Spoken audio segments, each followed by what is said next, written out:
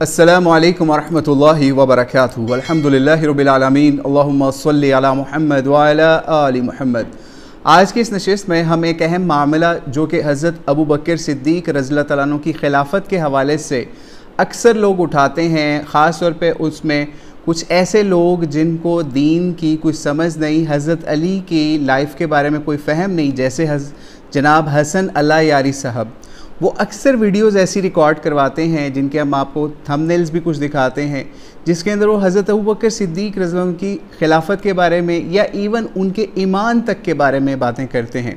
तो इस हवाले से हमने मौलाना मौदूदी का मौक़िफ़ आज आपके सामने पेश करना था। ये उनकी किताब है हमारे हाथ में, रसाइल व मसाइल। मौलाना मौदूदी रहमतुल्लाह अलैह से एक सवाल पूछा गया जो कि 904 पेज के ऊपर है। रसाइल व मसाइल किताब के अंदर सवाल पूछा गया, क्या है सवाल? जब मामला खिलाफत पहली मरतबा हज़रत अबू बकर सिद्दीक़ के हक़ में मस्जिद नबवी में तय हुआ तो क्या इस वक्त हज़रत अली मौजूद थे?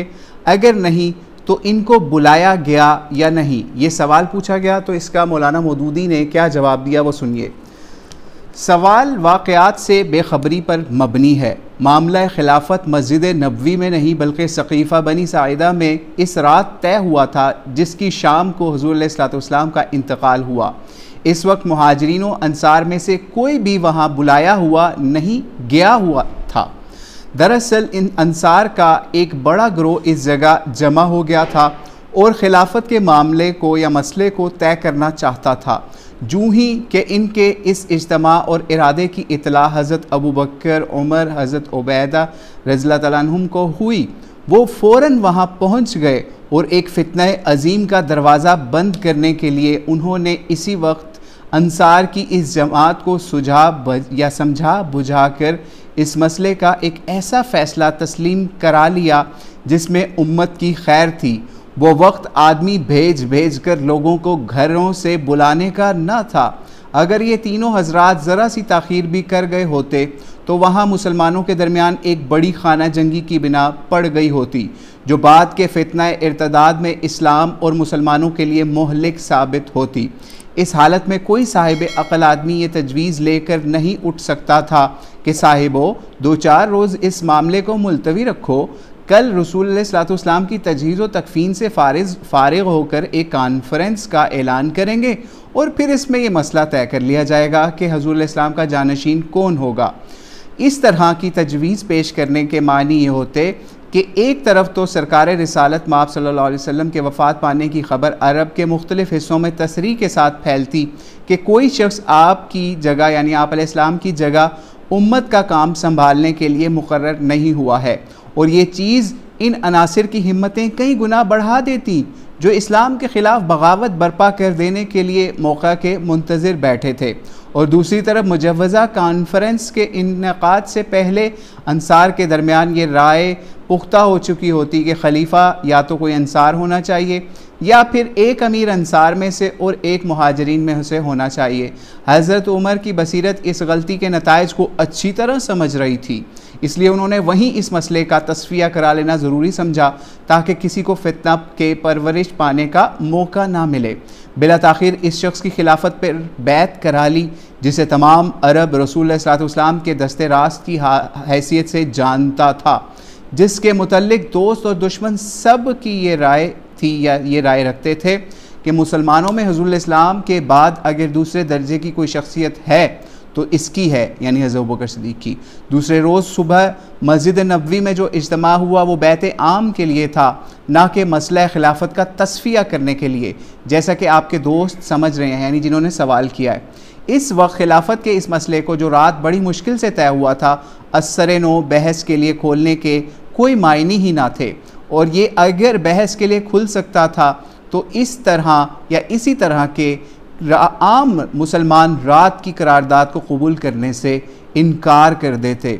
यानी जिन्होंने कबूल किया था रात को एक करारदाद में हज़रत अबू बकर सिद्दीक़ को खलीफा मुनक़्क़द कर लिया, तो आम मुसलमान पब्लिकली इसका इनकार कर देते।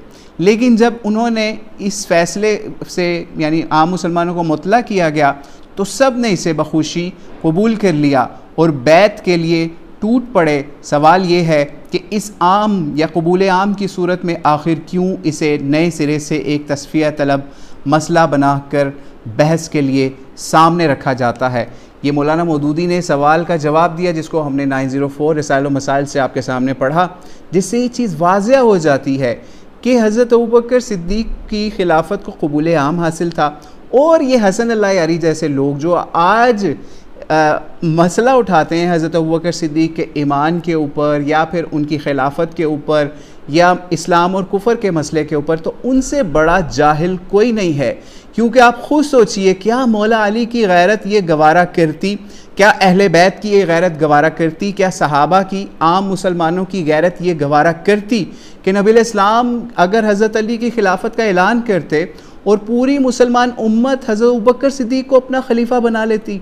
यानी आप खुद सोचिए, अगर ऐसा होता तो पूरी मुसलमान उम्मत उस वक्त काफिर ठहर जाती अगर वो नबी इस्लाम के उस ऑर्डर की तमाम सहाबा, अहले बैत या जो भी आम मुसलमान थे वो इस हुक्म की मुखालफत कर देते। और ये ऐसा कोई हुक्म नहीं था कि नमाज, रोज़ा, हज, ज़कात का हुक्म था, ये मुसलमानों की बाग दौड़ का हुक्म था।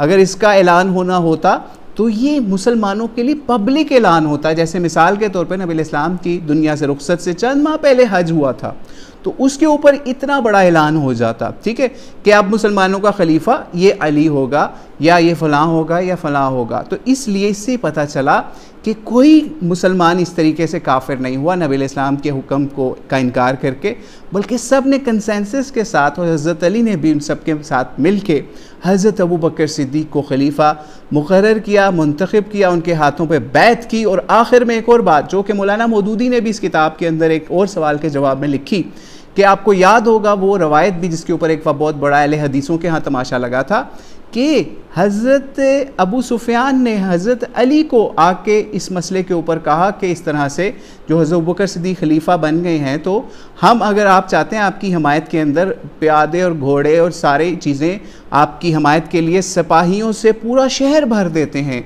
और हम आपकी हमायत करेंगे। लेकिन मौला अली जैसी ग्रेट पर्सनैलिटी ने उसी वक्त उनको वहीं पे डाउन किया, उनको कहा कि क्या तुम्हारी दुश्मनी आज भी वही है जो इस्लाम से पहले थी, यानी मफहूम बयान कर रहे हैं औ कमा अला अली। तो इस तरीके से हज़रत अली तो ये ग्रेट हस्ती थे। तो आप यह सोचते हैं अगर आज कोई भी शिया या सुन्नी ये ख्याल रखता है कि मौला अली को नबी इस्लाम ने खलीफा मुनक्कद किया था और मुसलमान उम्मत ने उसको नहीं माना, तो पूरी मुसलमान का उम्मत को काफिर आपको फिर करार देना पड़ेगा। तो अल्लाह ताला इस तरह की तकफीर से और इस तरह के फितने जो हसन अल-यारी जैसे हैं उनसे उम्मत मुस्लिमा को महफूज फरमाए। वल्लाहु आलम बिस्सवाब। अस्सलामु अलैकुम व रहमतुल्लाहि व बरकातुहू।